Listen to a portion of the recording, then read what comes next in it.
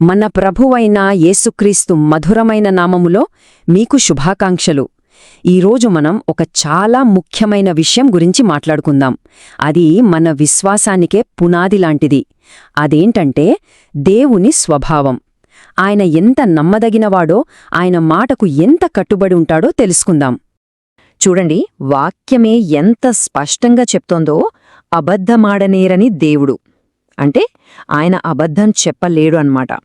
ఇది మనం దేవుణ్ణి అర్థం చేసుకోవడానికి చాలా చాలా కీలకమైన పాయింట్. సరే, అసలు దేవుడు ఎందుకు అబద్ధం చెప్పలేడు? ఆయనేంటి, సర్వశక్తిమంతుడు కదా. మరి అబద్ధం చెప్పలేకపోవడం ఒక బలహీనత? కానే కాదు. నిజానికి అది ఆయన బలహీనత కాదు, ఆయన పరిపూర్ణమైన స్వభావానికి ఒక గొప్ప నిదర్శనం. మనం అర్థం చేసుకోవాల్సిందేంటంటే, దేవుడు అబద్ధం చెప్పలేకపోవడం ఆయనలో శక్తి లేకపోవడం కాదు. అది ఆయన పవిత్రమైన, పరిశుద్ధమైన స్వభావం. ఒక చిన్న ఉదాహరణ. ఇప్పుడు ప్రకాశవంతమైన వెలుగులో చీకటికి చోటుంటుందా? ఉండదు కదా.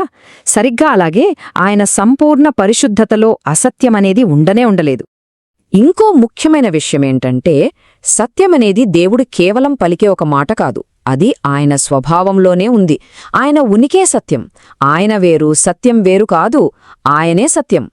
వాక్యం చూస్తే ఈ విషయంలో ఒక స్పష్టమైన తేడా మనకు కనిపిస్తోంది. ఒకవైపు సత్యానికి మూలమైన దేవుడు, మరోవైపు ఎవరో తెలుసా? అపవాది. వాడినేమని వర్ణించారు? అబద్ధమునకు జనకుడు అని. అంటే అబద్ధాలకే తండ్రిలాంటివాడు. మన దేవుని స్వభావం దానికి పూర్తిగా, కంప్లీట్గా ఆపోజిట్ అన్నమాట. సంఖ్యాకాండంలో కూడా ఇదే విషయం బలంగా చెప్పబడింది. దేవుడు అబద్ధమాడుటకు ఆయన మానవుడు కాడు అని. అంటే మనుష్యుల్లాగా ఈరోజొకటి చెప్పి రేపు ఇంకొకటి చెప్పడానికి, మనసు మార్చుకోవడానికి ఆయన మనలాంటి మనిషి కాదు. ఆయన ఒక మాట ఇచ్చారంటే దాన్ని చేసి తీరుతారు, అంతే. సరే, ఇదంతా బావుంది. దేవుడు అబద్ధం చెప్పడు, మాట తప్పడు.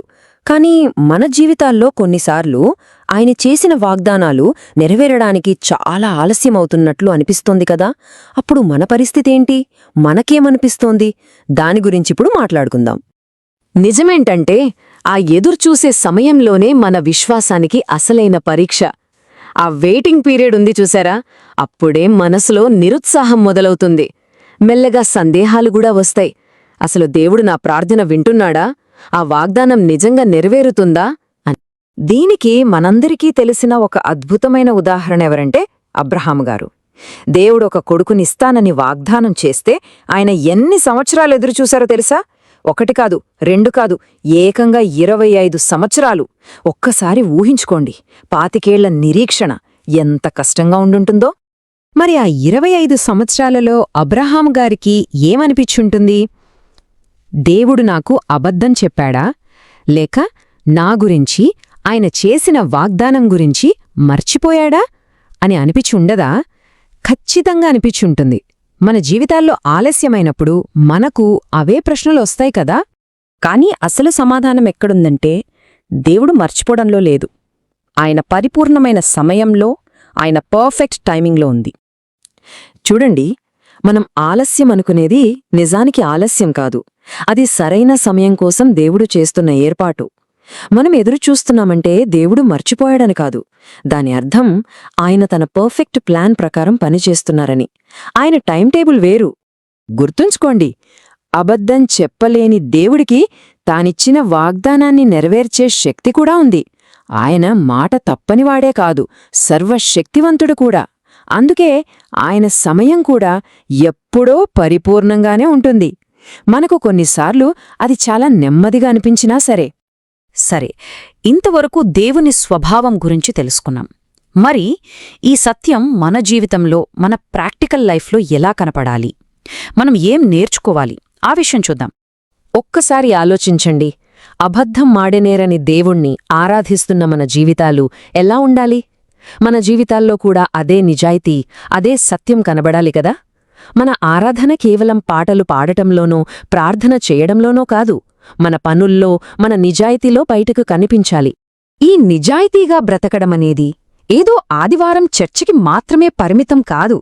మనం చేసే వ్యాపారంలో, మనం పనిచేసే ఆఫీస్లో, మన కుటుంబ సభ్యులతో, మనం బ్రతికే ఈ సమాజంలో, ఇలా ప్రతి ఒక్క విషయంలో ప్రతి చోట మనం సత్యవంతులుగా ఉండాలి.